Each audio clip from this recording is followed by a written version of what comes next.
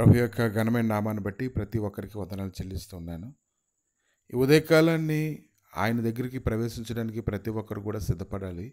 ఆయన గుమ్మం గడప యొద్ద కనిపెట్టుకొని ఉండాలి. అనుదినము ఆయన మనకిచ్చే ఆహారం కొరకు మనం ఎంతో శ్రద్ధగా ఆయన సన్నిధిని వెతకాలి. 2 పేతురు 1:11 మీరిటి క్రియలు చేయవారైతే ఎల్లప్పుడూ తొట్టిల్లరు. అలాగన మన ప్రభువును రక్షకుడైన యేసుక్రీస్తు యొక్క నిత్యరాజ్యంలో ప్రవేశం మీకు సమృద్ధిగా అనుగ్రహించబడును. ఆయన సన్నిధిలో దొరికేటువంటి సమృద్ధి గురించి ప్రతి ఒక్కరూ ఎంతగానో ఆశపడుతూ ఉన్నారు. అయితే ఈరోజు 2 పేతురు 1:2-3 నుంచి చూసినట్లయితే తన మహిమను బట్టి గుణాతిశయమును బట్టి మనల్ని పిలిచిన వారిని గురించిన అనుభవజ్ఞానం మూలముగా ఆయన దైవశక్తి జీవమునకు భక్తికిని కావలసిన వాటన్నిటినీ మనకు దయచేయుచున్నందున దేవుని గూర్చినట్టు మన ప్రభువైన యేసుక్రీస్తు గూర్చినట్టునైన అనుభవ జ్ఞానం వలన మీ కృపయు సమాధానం విస్తరించును గాక. ఆ మహిమ గుణాతిశయములను బట్టి ఆయన మనకు అమూల్యమైన అత్యధికములైన వాగ్దానములను అనుగ్రహించి ఉన్నాడు. దురాశను అనుసరించడం వలన లోకమందున భ్రష్టత్వమును ఈ వాగ్దానముల మూలముగా మీరు తప్పించుకొని దేవ స్వభావమునందు పాలువరగునట్లు వాటిని అనుగ్రహించాను. కాబట్టి ఈరోజు ఆయనలో ప్రవేశం దొరకాలంటే, ఆయన ప్రత్యక్షతను మనం పొందాలంటే మన గురించి మనం ఎంతగానో శ్రద్ధ తీసుకోవాలని ప్రభువు మాట్లాడుతూ ఉన్నారు. 2 పేతురు 1:5 చూస్తూ ఉన్నప్పుడు ఆ హేతు చేతనే మీ మట్టుకు మీరు పూర్ణ జాగ్రత్త గలవారై మీ విశ్వాసమునందు సద్గుణమునందు జ్ఞానమును, జ్ఞానమునందు ఆశా నిగ్రహమునందు సహనమునందు భక్తిని, భక్తి యందు సహోదర ప్రేమను, సహోదర ప్రేమ యందు దయను అమర్చుకోండి. ఇవి మీకు కలిగి విస్తరించిన ఎడల అవి మనలను ప్రభువైన యేసుక్రీస్తుని గురించిన అనుభవ జ్ఞాన విషయంలో మిమ్మల్ని సోమరులైన నిష్ఫలనైన కాకుండా చేయను. ఇవి ఎవనికి లేకపోవనో వాడు తన పూర్వపాపములకు శుద్ధి కలిగిన సంగతి మరిచిపోయి గుడ్డివాడును దూరదృష్టి లేనివాడు నగును. అందువల్ల సహోదరులారా, మీ పిలుపును ఏర్పాటును నిశ్చయం చేసుకుంటకు మరి జాగ్రత్త పడుడి. మీరిటి క్రియలు చేయవారైతే ఎప్పుడునూ తొట్టిల్లరు. అలాగున మన ప్రభువును రక్షకుడైన యేసుక్రీస్తు యొక్క నిత్యరాజ్యంలో ప్రవేశం మీకు సమృద్ధిగా అనుగ్రహించబడును.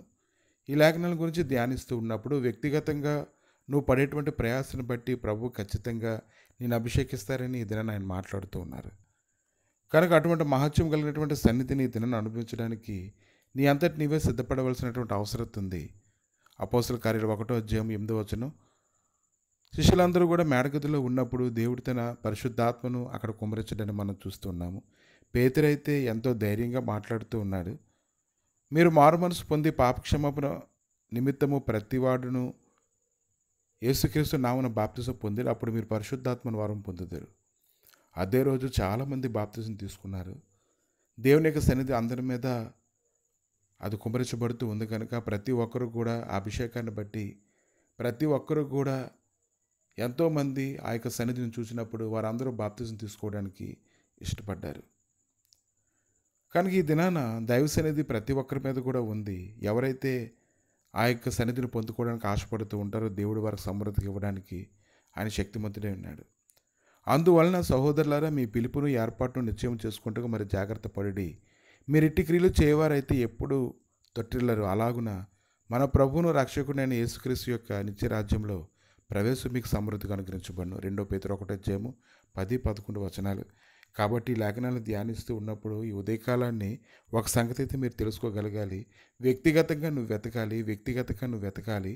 నువ్వు అందరి యొద్ద నుంచి నువ్వు పొందుకుంటున్నావు. కానీ వ్యక్తిగతంగా ఆయన సన్నిధిలో మోకరించి ప్రార్థన చేస్తున్నప్పుడు, లేఖనాలు చదువుతూ ఉన్నప్పుడు, ప్రతిదినము కూడా ఎక్కడో ఒక దగ్గర నువ్వు సాక్ష్యం ప్రకటిస్తూ ఉన్నప్పుడు, నువ్వు శ్రద్ధగా వెతుకుతున్నావని ప్రభువు చూసినప్పుడు ఖచ్చితంగా నేను అనేక వరాలతో అభిషేకించి కృపలతో నింపి నిన్ను స్థిరపరచడానికి ఆయన శక్తిమంతుడై ఉన్నాడు. ఎవరైతే ఆయన్ని వెతుకుతారో, ఎవరైతే ఆయన గుమ్మం గడప యొద్ద కనిపెట్టుకొని ఉంటారో వారికి శ్రేష్టమైనటువంటి జీవితాన్ని ఎల్లప్పుడూ ప్రభు ఇవ్వడానికి సిద్ధంగా ఉన్నారు. కానీ వెతికేవారు మాత్రం దాన్ని ఖచ్చితంగా పొందుకుంటారు.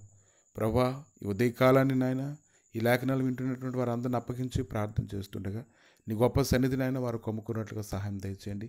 ఎవరికి వారే నాయన నీ చేత పోషింపబడుతుండగా వ్యక్తిగతంగా వారు ప్రయాసపడడానికి కృప దయచేసి నీ మహిమ సన్నిధిని నింపి నడిపించి బలపరచమని యేసుక్రీస్తు నామములో నేను వర్ధిల్లింపజేయమని అడిగి వేడుకుంటున్నాము తండ్రి. ఆమేన్.